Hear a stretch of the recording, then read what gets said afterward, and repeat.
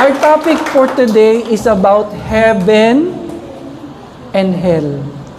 Pakitanong ngayong katabi mo, nasaan ka dyan?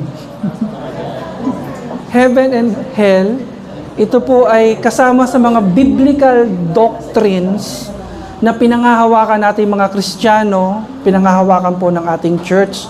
Naniniwala po tayo sa heaven and hell. Dahil nakalagay yan sa Biblia, na nasabi yan ng Panginoon, ng mga apostles, at ng mga prophets. Pero bago po natin yan talakayin, gusto ko munang ipakita sa inyo yung pong mga unbiblical beliefs. Pakisabi po, unbiblical beliefs. Pag sinabing unbiblical beliefs, ito po yung mga paniniwala na wala sa Biblia. Ito po yung mga paniniwala na ginawa lang ng tao. Ito po yung mga paniniwala na hindi sinasang-ayunan ng Panginoong Diyos kasi it is against the Word of God, it is against the Bible. So, talakayin lang muna natin ng mabilis para nang sa ganun, pag na-encounter mo yan, meron kang idea. Okay? So, ano po ba yung mga unbiblical beliefs on heaven and hell? May mga tao po nagsasabi na nandito daw sa lupa yung langit at saka impyerno. Kapag maganda buhay mo, nasa langit ka. Tanungin mo ngayong katabi mo, ate, kuya, nasa langit na ba ako? Yan po yung paniniwala ng iba eh. Pag maganda buhay mo, maayos ang buhay mo, heaven. Pag ang buhay mo, puro problema, puro na lang pagtangis, ikaw daw ay nasa impyerno. Sabi mo ulit sa katabi mo, wala ka sa impyerno. Kaya wag kang magsasabi na, grabe ang bahay ko, parang impyerno. Wag mong sasabihin yan. Pag sinabi mo yung bahay mo, parang impyerno, parang sinasabi mo na yung mga kasama mo sa bahay ay mga demonyo. Wag kang magsasabi niyan. May mga tao, yan po ay maling paniniwala. Mali pong paniniwala yan. Okay, ano pa po yung mga maling paniniwala? May mga nagsasabi na meron daw pong 3 palapag ang langit. May first floor, may second floor, may third floor. Wala daw pong impyerno. Lahat daw ng tao na masasama, pupunta daw po sa third floor.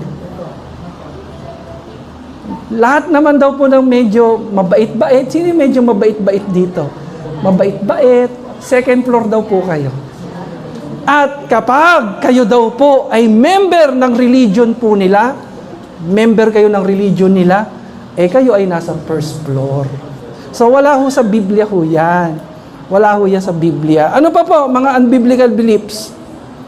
May mga nagsasabi po na hindi daw po literal ang apoy ng impyerno. Hindi daw po literal yan.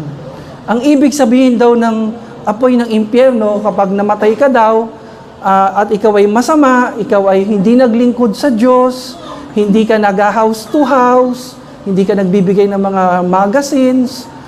Ang totoo daw, pag ang tao daw namatay, para ka daw bula, mawawala ka na lang. Ganun daw yun. Ang totoong impyerno daw, hindi daw literal yan. Para ka daw, bigla ka na lang mawawala. Hindi ka natatanggap ng resurrection.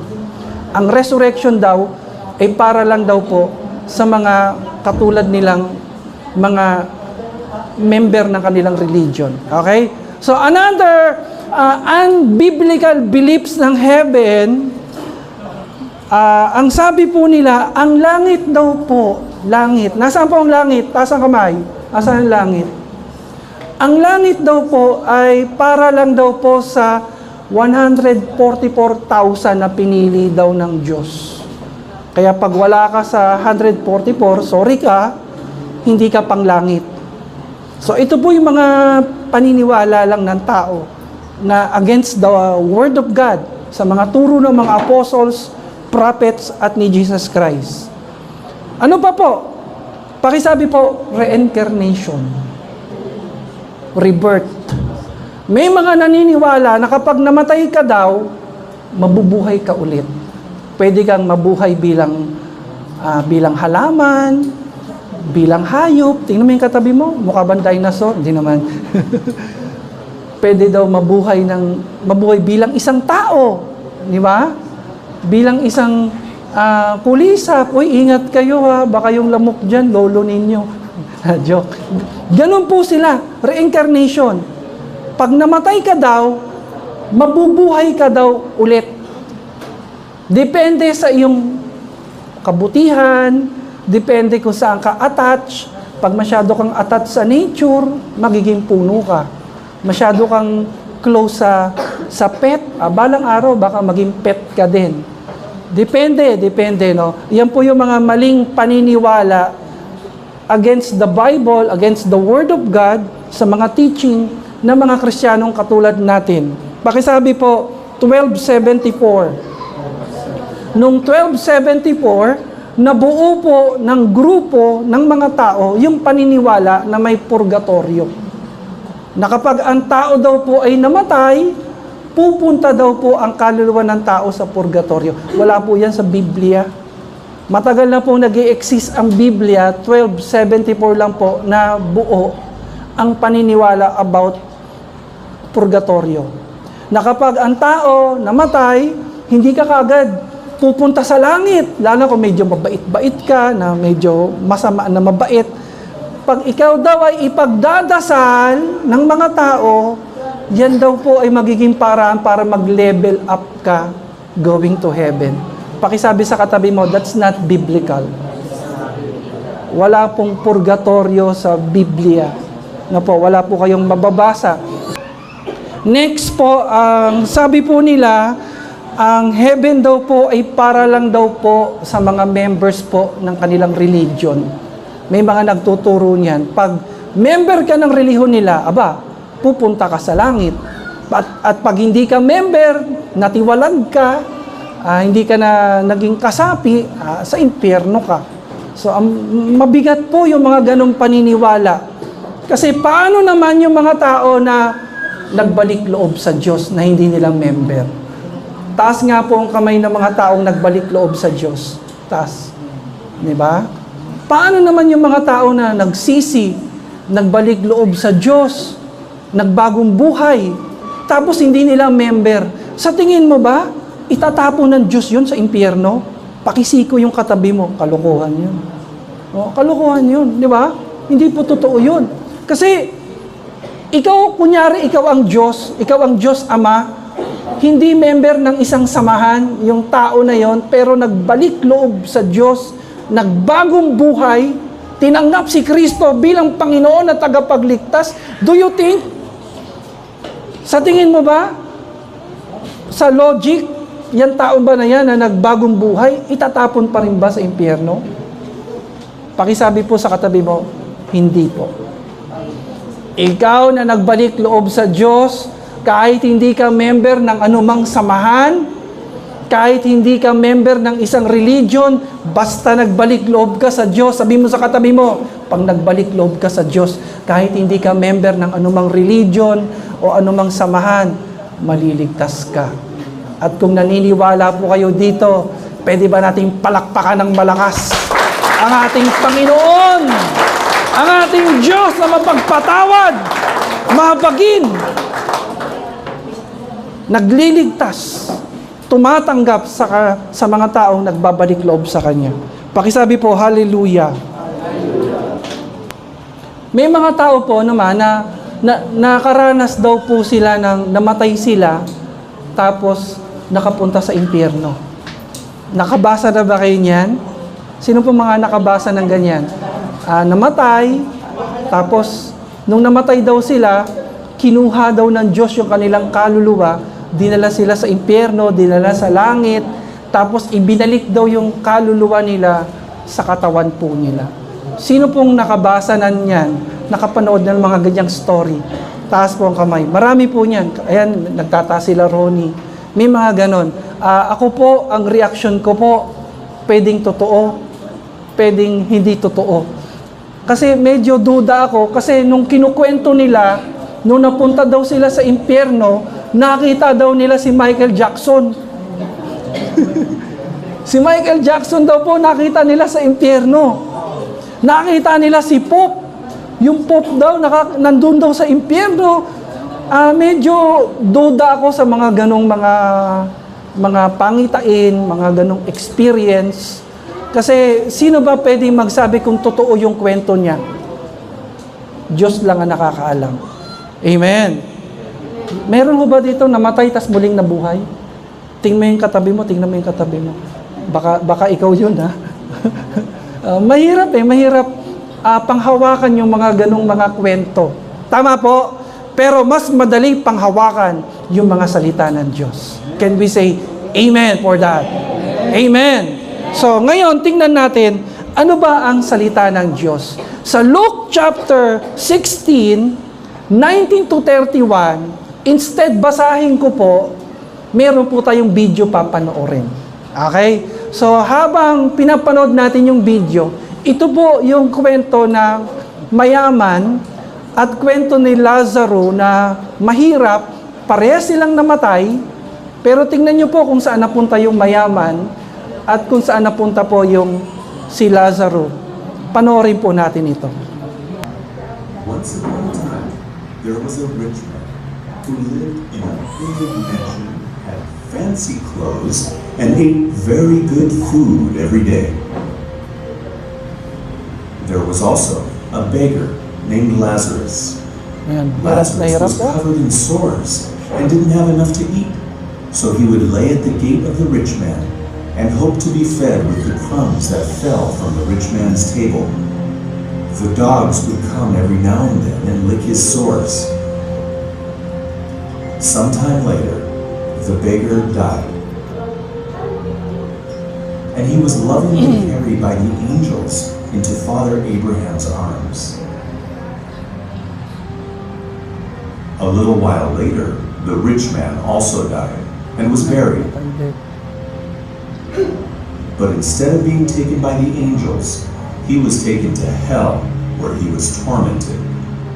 No longer rich, no longer in fancy clothes and eating good food, he looked up, and in the distance he saw Abraham and Lazarus afar off. He cried, "Father Abraham, have mercy on me, and please send Lazarus. Please, just so that he can dip the tip of his finger in water and cool my tongue, because I'm tormented in these flames." But Abraham said, "Son, remember that in your lifetime you received good things, but Lazarus in his lifetime received bad things. But now Lazarus is comforted, and you are tormented. Besides all this, as you can see, there is a great separation between us and you, so that those who want to pass from here to you cannot. Neither can those from there pass to us." But he pleaded, "I beg you, Abraham, that you would at least send Lazarus to my father's house, because I have 5 brothers, and I don't want them to end up here. Please have Lazarus tell my brothers to not be selfish like I was, but to be loving and kind to others, and share, so that they don't end up here in this terrible place of torment." Abraham said, "They have Moses and the prophets, and they can read the scriptures to know how they should live their lives. Let them hear them." And he said, "No, Father Abraham, my brothers probably won't read the scriptures and obey them, but if someone goes to them from the dead, they will definitely hear, obey, and repent." But Abraham said, "If they don't hear Moses and the prophets and all the scriptures that have already been given to them, then they won't obey and do the right thing, not even if someone were to rise from the dead. So let's remember to listen and obey the instructions our loving Father has given us already, and to live our lives full of love." Palakpakan po natin ang Panginoon. Thank you, Lord. Ano daw ang kinamatay ng pulubi na si Lazaro? Siguro namatay siya sa hirap, sa gutom. May mga nagsasabi na, di ba dinidilaan ng aso yung sugat niya? Pwedeng sa rabies daw. So, namatay po si Lazarus. Ano naman kaya yung dahilan ng kamatayan ng mayaman? Maaring heart attack? Hindi natin alam. Pero sabi ng Biblia, pareha silang namatay. Pakisabi nga sa katabi mo, walang pinipili ang kamatayan. Mayaman, mahirap, bata, matanda, pumunta ka sa sementeryo, makikita mo iba't ibang klase ng libingan meron doon. Ang kamatayan ay dumarating sa panahon minsan na hindi natin ine-expect. Kaya we need to be ready. We need to accept Jesus Christ as our Lord and personal Savior. Sino po dito gustong pagkatapos ng buhay dito sa lupa, sino dito gusto niya na makapasok siya sa kaharian ng Diyos? Taas po ang kamay. Dalawang kamay po. Yan. At yung kamay na yan, ipalakpak po natin sa Panginoon. Dahil naniniwala po ako, lahat ng tumanggap sa Panginoon, ang sabi ng salita ng Diyos, isusulat niya ang ating pangalan sa aklat ng buhay. Pakisabi nga sa katabi mo, nakaregister ka na ba doon? So, kailangan nakaregister na yung pangalan mo doon. And if you really want to have your name in the book of life, kailangan tanggapin mo si Jesus Christ sa buhay mo, sa puso mo, bilang iyong Panginoon at tagapagligtas. Praise God. Hallelujah. Ano po ba ang sabi ng Biblia tungkol po sa langit at impyerno? Alam niyo po, sa totoo lang, wala na akong pakialam kung anong sabi ng religion o ano ba sabi ng mga tao tungkol sa langit at impyerno. Wala na tayong care doon. May bigat, yung binibigyan natin ng bigat kung anong sabi ng Panginoon. Sino dito mas mabigat sa Kanya yung sinasabi ng Panginoon? Amen. So ano po ang sabi ng Panginoong Hesus? Ang sabi ng Panginoong Hesus sa Matthew 25:41, ang apoy sa impyerno po ay walang hanggan. Pakisabi po, eternal. Pakisabi po, hindi namamatay. Hindi po namamatay. Kahit daw po magsama-sama po ang lahat ng bumbero sa buong Pilipinas, sa buong mundo, hindi daw po mapapatay yung apoy po ng impyerno. Kaya ang apoy po doon, walang hanggan. 24/7 po yan. At ang sabi pa po ng salita ng Diyos sa Matthew 8:12, Matthew 13:42, Matthew 22, verse 13 to 15, ang lugar po nito ay lugar ng pagnanangis at pangangalit ng ngipin. Yun daw po mga mahuhulog sa apoy ng impyerno, sa hirap po, sa hirap. Nakita niyo yung isang tao pag hirap na hirap, nangangalit yung ngipin natin. Ganon po yung description po sa impyerno, napakahirap. Kaya wag mong sabihin na ang hirap ng buhay mo dito sa mundo.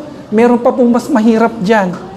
May mas mahirap pa dyan. Mas mahirap po yung buhay po sa dagat-dagatang apoy. Pero salamat sa Diyos. Salamat sa Diyos. Pakisabi sa katabi mo, salamat sa Diyos. Mahal tayo ng Diyos. Ayaw ng Diyos na sapitin natin yan. Gusto ng Panginoon, magkaroon tayo ng kaligtasan. Amen! Ano pa po sabi ng Biblia, Marcos 9:43 to 48? Ang lugar po dito ay lugar ng apoy at may uod na di namamatay. Sino pa pwede po magsabi na hindi nagsisinungaling ang Diyos? Hindi nagsisinungaling ang Diyos. Kung ang sabi ng tao, walang impyerno at ang sabi ng Panginoong Hesus, may impyerno, sino paniniwalaan mo? Ako, mas paniniwalaan ko si Kristo kasi siya ang katotohanan. Hindi siya nagsisinungaling. Ang sabi doon, may uod daw doon na hindi namamatay. Grabe po, nakakadiri. Ano pa po ang sabi ng Biblia? Pahayag 14:11, ang usok daw po sa impyerno ay magpakailanman. No po, yung usok dyan talagang nakaka-choke. At ang sabi pa po sa Pahayag 20 verse 10, ang lawa ng apoy sa impyerno, ang sabi doon, lawa ng apoy at asupre, araw at gabing paghihirap. Ano po ibig sabihin dito?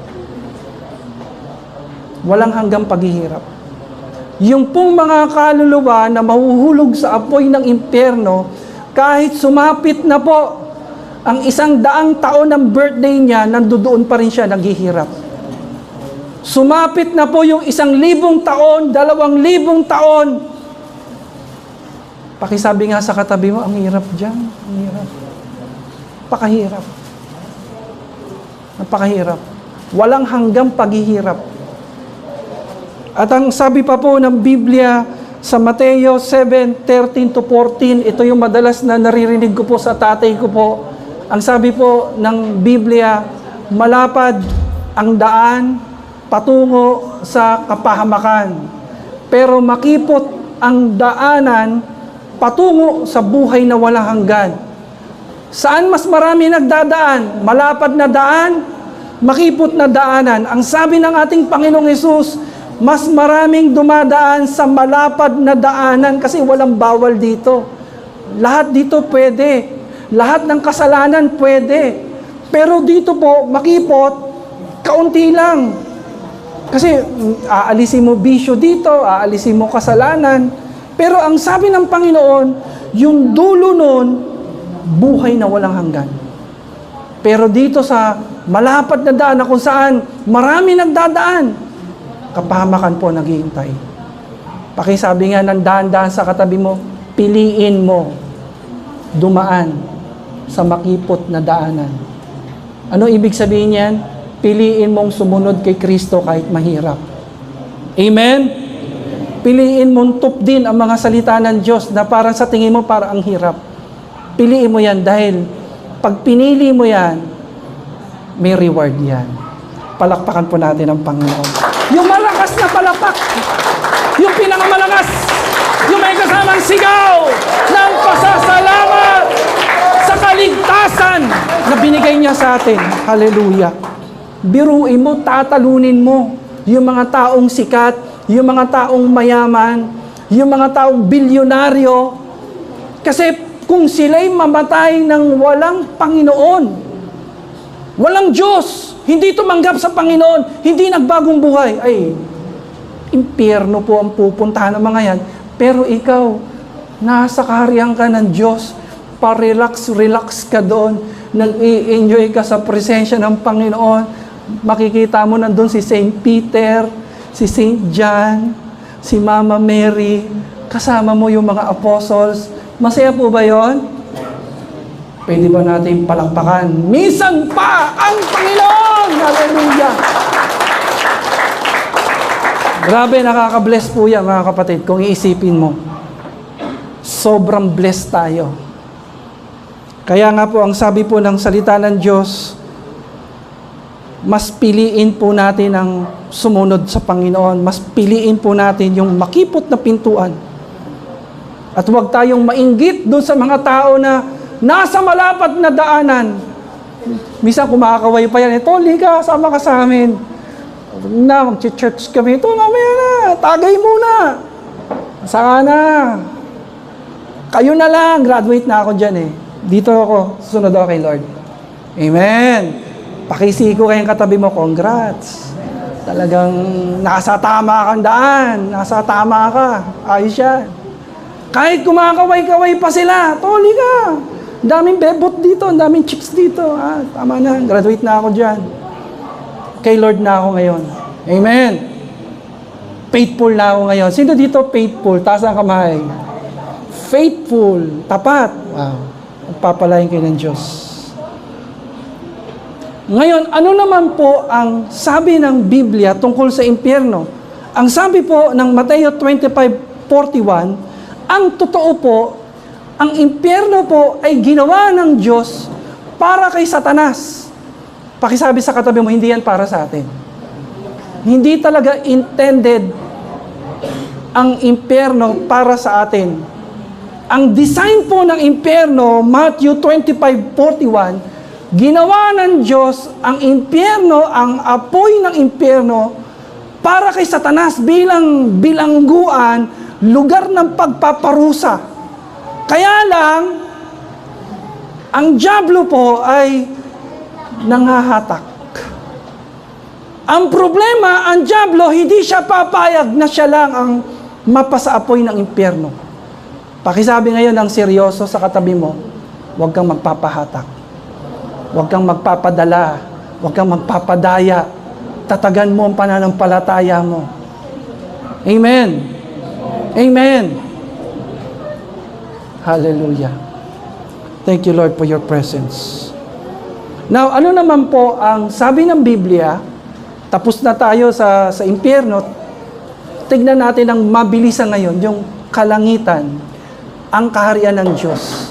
What is heaven according to the Bible, according to Jesus Christ, according sa mga lingkod ng Diyos sa Biblia? Ang sabi po ng John 14:2, "In my Father's house, there are so many mansions." Mga kapatid, ang description ng Biblia sa kalangitan po, may mansion ka sa langit. Sino pong masaya na may mansion siya sa langit? May mansion ka. Totoo po yan. Hindi ko po sinabi yan, kundi Diyos po ang nagsabi. Pakisabi sa katabi mo, may mansion tayo. Magsaya tayo. Let's celebrate. May mansion tayo. Mayaman ka, kapatid. Pinagpala ka ng Diyos. Lahat ng hirap mo dito, lahat ng hirap po, papalitan ng Panginoon niya, i-reward yan ng Panginoon.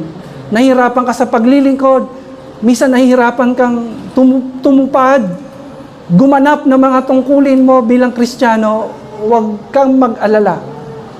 I-reward ka ng Panginoon. May mansion tayo sa langit. Ano pa po ang description ng kalangitan according to the Bible? Pakisabi po, street of golds. According to Revelation 21:18, ang kalye pala sa langit, ginto. Di ba tayo dito sa lupa para bang napaka-precious niya sa atin? Uy, ang daming ginto, talagang ginto lahat, pati ngipin, ginto. Di ba tayo ganyan? Alam mo, pagdating natin sa langit, kalsada lang ho yan. Ang kalsada po sa langit, ginto. Minsan naiinis tayo sa mga daanan natin dyan, di ba? Natatraffic tayo din, nalulubak, ginagawa yung kalsada, inaabot na po ng pasukan, nagkakatraffic-traffic. Huwag tayong mag-alala.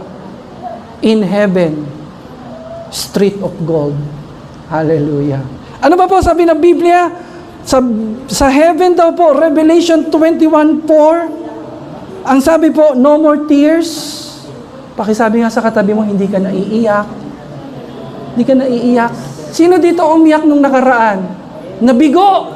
Nasaktan! Alam mo mga kapatid, sabi ng Biblia, hindi ka naiiyak. Sa langit po, no more tears, no more death, no more cry, no more pain. Wala nang hirap, wala nang sakit, wala nang pagtanda. Tingnan mo yung katabi mo, sabi mo sa kanya, babata ka balang araw. Babata ka. Oh, babata ka balang araw. Kung may sakit ka, lahat ng sakit mo, mawawala na yan. Mawawala na yan. No more death, hindi ka na mamamatay kasi you already have the everlasting life. Amen. Ano pa po, meron sa kaharian po ng ating Diyos. Heaven is a dwelling place of God, His holy angels, dwelling place of the redeemed. According po yan sa Matthew 6:9, 18:10, John 14:2. So ang sabi po, ang kalangitan po ay tahanan ng Diyos, tahanan ng kanyang mga anghel, tahanan ng mga tumanggap kay Kristo bilang Panginoon at tagapagligtas. Kung meron kang tahanan dito, may tahanan ka sa langit. Amen. Kaya sabi ng teacher sa mga bata, o mga bata, sino dito ang gustong makarating sa heaven? Taas ang kamay. Taasan ang kamay ng mga bata. Tapos may isang bata, hindi nagtataas ng kamay. O Pedro, bakit hindi ka nagtataas ng kamay? Ayaw mo pumunta sa langit? Sabi po nung bata, ma'am, sorry po kasi sabi ng mama ko, after ng school, uwi ka agad. Hallelujah. Masunurin, no? Masunurin. Hallelujah. Taas ang kamay na masaya siya na ang kanyang pangalan nasa aklat ng buhay. Hallelujah. Na meron kang kaligtasan, hindi ka lang pinagpala dito, pinagpala ka hanggang sa pangalawang buhay. At pwede ba yan ipalakpak sa Panginoon bilang papuri? Can we say thank you, Lord? Thank you, Jesus! Kaya yung mga nagdala sa inyo, mga nag-invite sa inyo, mga nag-akay sa inyo, sa paanan ng Panginoon, habang buhay niyo sila pasalamatan. Kasi ginamit sila ng Diyos para makarating ka doon. Ginamit silang instrumento ng Panginoon para hindi ka mapahamak sa apoy ng impyerno. Pagpasalamat mo sila sa Diyos. What is heaven? Ang sabi ng Biblia, 1 Corinthians 6:9-12, it is called the kingdom of God. Pakisabi po, kingdom of God. Revelation 21 verse 1-2, what is heaven? Ang heaven po ay tinatawag na, pakisabi po, New Jerusalem. Yan. New heaven, new earth. Mababasa niya yan sa Biblia. Minsan, mas i-discuss ko pa po yan, pero daanan lang natin yan. Revelation 21 verse 1-2, New Jerusalem, new heaven, new earth. Then according to Luke 23:43, pakisabi po, paradise. Ang kaharian ng Diyos ay parang paraiso, mga kapatid. Sobrang ganda. Sobrang ganda. At meron pong sinabi si Apostol Pablo sa 1 Corinthians chapter 2 verse 9. Basahin po natin ang sabay-sabay, ha. Nakikita niyo po sa likod? Basahin natin para sa Panginoon. 1, 2, 3, go. No eyes has seen what no ear has heard, and what no mind has conceived, the things God has prepared for those who love Him. Ano po ibig sabihin niyan? Dinescribe ni Apostol Pablo yung langit. Sobrang ganda, mga kapatid. Kulang ang words para i-describe yung ganda ng langit. Hindi mo pa daw nakikita. Sabihin na natin na naikot mo na buong mundo. Nakita mo na yung magagandang lugar sa buong mundo. Wala pa po yan sa kalingkingan ng ganda ng langit. Amen. Hindi mo daw ma-describe yung ganda nito. Kulang ang salita, kulang ang kanta, kulang ang tula, kulang ang mga nota, kulang yung description na meron tayo, kulang yung drawing na nagagawa natin para i-describe yung ganda po ng lugar na inihanda ng Panginoon sa atin. Kaya kapag naghihirap ka, nahihirapan ka, nagtatangis ka ngayon, anumang pagsubok ang pinagdadaanan mo ngayon, maging comfort mo ito, maging kalakasan mo ito na balang araw, papalitan niya ng Panginoon. I-reward ka ng Panginoon. Hallelujah. Pwede po ba natin sabihin hallelujah? Hallelujah. Pakisabi po, warning! Malapit na po ako magtapos. One more time, sigaw mo, warning! 1 Corinto 6:9-11, ito po yung warning na ang nakalagay dito, ito daw yung mga hindi papasok sa kaharian po ng Panginoon. Kaya kung nakalista ka dito, may paraan, magbago ka, ihingi mo ng tawad yan sa Diyos, at magbalik loob ka sa Panginoon. Kasi warning yan. Ano pong sabi dyan? Sabay-sabay po natin basahin. Hindi ba ninyo alam na ang mga makasalanan ay walang bahagi sa kaharian ng Diyos? Walang part. Ibig sabihin, hindi tatanggapin. Hindi ka tatanggapin kahit may passport ka, kahit may visa ka, kahit mapera ka, kahit nasa iyo na lahat ng impluensya. Ang sabi, tanda mo ito, hindi tatanggapin sa kaharian ng Diyos ang gumagawa ng gayong mga bagay. Pakibasa po ng malakas, huwag ninyong dayain ang inyong sarili, ang mga nakikiapid. Sino dati dito, chick boy? Yung hindi makontento sa isang babae. Salamat, binago tayo ng Diyos. Amen? Amen? Kasi bawal sa langit yung chick boy. Bawal sa langit yung nangangalunya, nakikiapid. Bawal po yan. Bawal po yan. Bawal po yan. Kaya ang sabi nga po ng mga bishop po natin, kung ang kinakasama mo hindi mo totoong asawa, bumalik ka sa totoo mong asawa. Dahil pag dinatnan ka ng kamatayan at nakikisama ka sa hindi mo totoong asawa, baliwala yung pagsisimba mo, baliwala yung mga pagdadasal mo. Dahil ang sabi diyan, hindi tatanggapin sa kaharian ng Diyos ang mga nakikiapid. Okay? Ano pa po?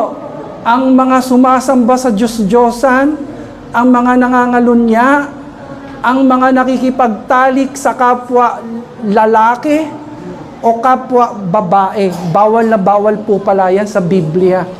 Yung tayo ay nakikipagrelasyon sa kapwa lalaki o kapwa babae, bawal po yan. Pakisabi sa katabi mo, bawal yan.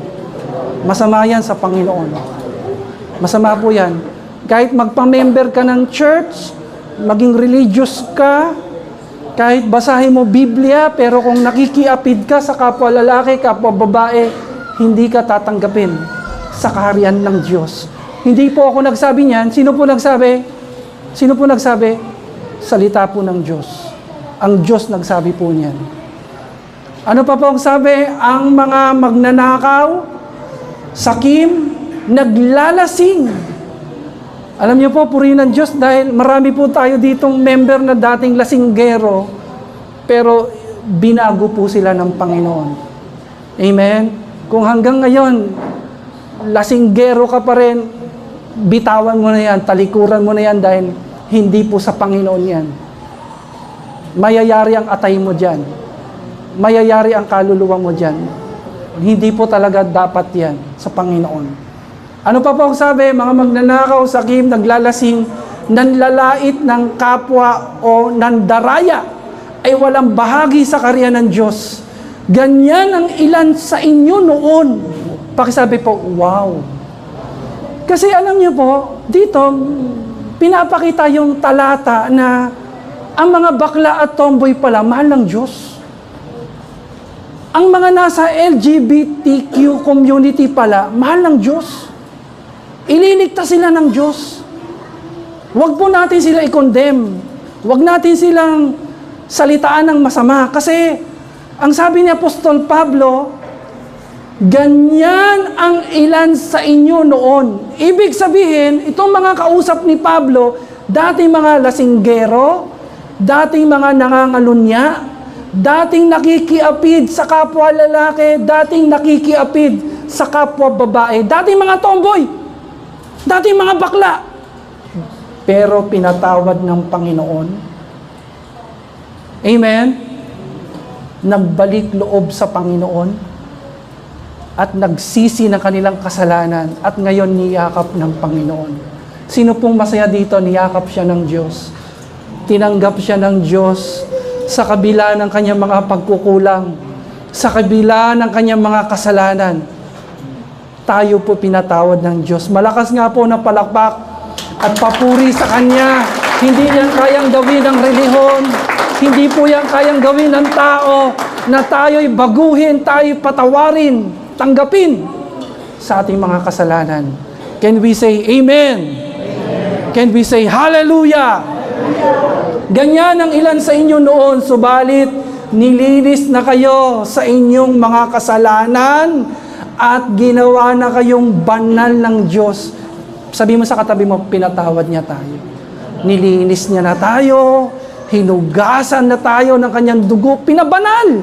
At ang sabi pa po, pinawalang sala na kayo sa pangalan ng Panginoong Hesukristo at sa pamamagitan ng Espiritu ng ating Diyos.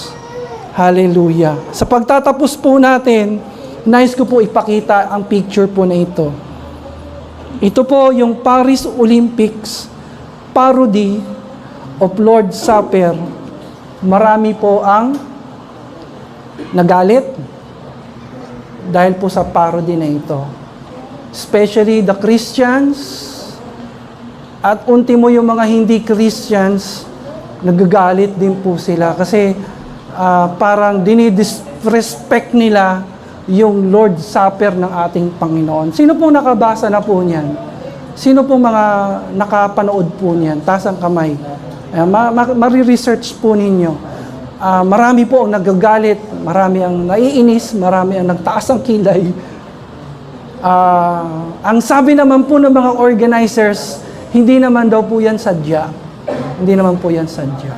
Nagkataon lang na mukhang Lord's Supper. Pero hindi pa rin po kayang tanggapin ng marami. No po, bakit daw po pagdating sa relihon ng ng Kristyanismo, parang dinidisrespect, pero yung ibang religion, gawin mo yan sa Islam, gawin mo yan sa mga Muslim, yung kanilang mga paniniwala ay bababuyin mo, dudumihan mo, i-disrespect mo, iba reaction yan. Bakit yung relihiyong Kristiyano daw, bakit yung mga tao walang takot? Walang takot na i-blasphemy ang Panginoon. Now, ano po reaction ko po? Hindi po ako galit. Bakit hindi po ako galit? Kasi what do you expect sa mga taong pagano? What do you expect sa mga taong walang takot sa Diyos? Nakikita niyo po? Yung nasusundan niyo po yung idea ko, hindi po ako galit. Hindi po ako yung parang naghihimutok. Hindi po ako yung parang nagpo-post sa social media nag-e-express ng aking galit na i-boycott na natin yung Paris Olympics, i-boycott na natin yan, magalit tayo. Hindi po ako kasama sa nagagalit. Kasi po, ang iniisip ko po, kaya nila nagagawa yan dahil wala sila sa Panginoon, wala silang understanding, wala silang relasyon sa Panginoon. Kaya nga, pwede mo bang expect yung mga pagano maging Kristiyano? Kumilos Kristiyano, mag-isip Kristiyano? Hindi po. Kaya ho nila nagawa yan dahil wala sila sa Panginoon. Ganun lang po yon. Ang reaksyon ko po ay habag. Habag. Ako po ay nahahabag sa kanila. Ako po ay nadoble po yung panalangin ko po. Kasi po, ang dami na pong transgender ngayon. At meron po ako nakitang bagong klaseng transgender. Ang tawag sa kanila, transabled. Tama ba yon? Transabled. O trans-disabled. Hindi po tama yung salita ko, pero ang kanilang paniniwala, sila ay ipinanganak ng normal, pero yung kalooban nila ay may something, may problema. Nakakita po ako ng ganun, binulag niya po yung mata niya. Binulag po niya kasi naniniwala siya na pinanganak siyang bulag. Pinanganak siyang bulag. Siya binulag niya yung mata niya. Yung mga ganitong tao, dapat natin dalhin sa Panginoon. Dapat natin silang pagliwanagin ng salita ng Diyos. They were being deceived by the devil. They were being deceived by the devil. Pinapaunawa ng diablo sa kanila na, yes, normal ang katawan mo, pero yung totoong ikaw, bulag ka. Bulag ka talaga. So, binulag ang mata. Kakaawa. Ang sabi po ng unang Korinto 9:22, gawin po natin ang lahat ng makakaya po natin para maakay sila. Yan po reaksyon ko, yan po reflection ko. Sa akin po, habang nabubuhay po ako, lahat ng tao na hindi pa nakakakilala sa Panginoon, gagawin natin lahat ng paraan para mailapit natin sila sa Diyos. Amen? Gagawin natin lahat ng paraan para hindi sila mahulog sa apoy ng impyerno. Hindi natin sila i-condemn, hindi natin sila hihiyain, kundi magiging liwanag po tayo, magiging patotoo po tayo. Ipapakita natin yung pag-ibig ni Kristo. Ipapaunawa natin sa kanilang mga salita ng Diyos. Ipapanalangin natin sila hanggang sa madala natin sila sa Panginoon. Amen. Yung po reaction ko po, gagawin natin lahat ng paraan para madala natin sila sa Panginoon. Ano pa po? Luke 9:25. Ang sabi po ng Biblia, lakasan po natin, last na lang po ito na verse. Ano nga ang mapapala ng tao? Makamtan man niya ang buong daigdig kung mapahamak naman ang kanyang sarili. Isipin mo mga kapatid, ano ba mapapala mo? Ano ba mapapala natin? Kung makuha ba natin lahat ng gusto natin, pero hindi naman tayo naglingkod sa Diyos. Hindi naman tayo kumilala sa Panginoon. At pagkatapos ng buhay natin dito, 100, 110, 120, namatay tayo. Anong sense na nakuha mo yung buong daigdig? Pero pagkatapos naman ng buhay dito, sa impyerno naman yung destinasyon po natin. Nakuha niyo po? Nakuha niyo po? Para sa akin, mas mahalaga ang Panginoon. kaysa sa mga bagay dito sa mundo. Di ba? Anong sense kung naging sikat ang tao, naging mayaman ang tao, naging makapangyarihan ang tao, pero katulad nung rich man na binasa natin, napanood natin, nung namatay siya, sa impyerno po ang kinabaksakan niya. Walang nagawa yung kanyang kapangyarihan, walang nagawa yung kanyang kayamanan, kasikatan. Tayo pong lahat ay tumayo bilang pagtatapos po natin. Ang sabi po sa aklat ng Gawa, chapter 2, verse 37 to 38, nung narinig nila ang mga salita ng Diyos, nakonsensya yung mga tao. Nung narinig nila ang mga salita ng Diyos, yung mga aral ng Panginoon, nabagbag po yung kalooban nila. Sino dito yung puso mo malambot para sa Panginoon? Yung malambot, hindi ka bato. Bato ka sa mga problema, bato ka sa mga trials, matibay ka, pero pagdating sa Diyos, sino dito yung parang sold out ka? Yung talagang open heart ka. Ito po yung naranasan nila. At ang sabi nila, sa mga lingkod ng Diyos, ano po ang gagawin namin ngayon? Matapos namin marinig ang salita ng Diyos, ano po ang gagawin namin upang ang pangalan po namin mailista sa aklat ng buhay? Ano po gagawin namin upang hindi kami mapahamak sa impyerno at madala namin ang aming pamilya sa kaharian ng Diyos? Ang sabi po ng mga apostles, Acts chapter 2:38, repent and be baptized, every one of you, in the name of Jesus Christ, for the forgiveness of your sins, and you will receive the gift of the Holy Spirit. Ang sabi po ng mga apostles, magsisi kayo at magpabautismo kayo at kayo'y patatawarin ng Diyos, lilinisin kayo ng Panginoon at ibibigay niya sa inyo ang kanyang Espiritu Santo. Tayo po ay manalangin saglit, pumikit po tayong lahat. Sabihin natin ang panalangin ito, Panginoong Diyos, nagpapakumbaba po ako sa inyo. Inaamin ko ang aking mga pagkukulang, mga pagkakasala. Binubuksan ko ngayon ang aking puso. Tinatanggap kita bilang aking Panginoon at tagapagligtas. Hugasan mo ako ngayon ng inyong banal na dugo sa lahat ng aking mga sala. Nagbabalik loob ako sa iyo, Panginoon. Isulat mo ngayon ang aking pangalan sa aklat ng buhay upang pagkatapos ng buhay ko dito, meron akong buhay na walang hanggan sa inyong kaharian. At habang hindi mo pa ako kinukuha, susunod ako sa iyo. Maglilingkod ako sa iyo. Sa pangalan ni Jesus. Amen and amen.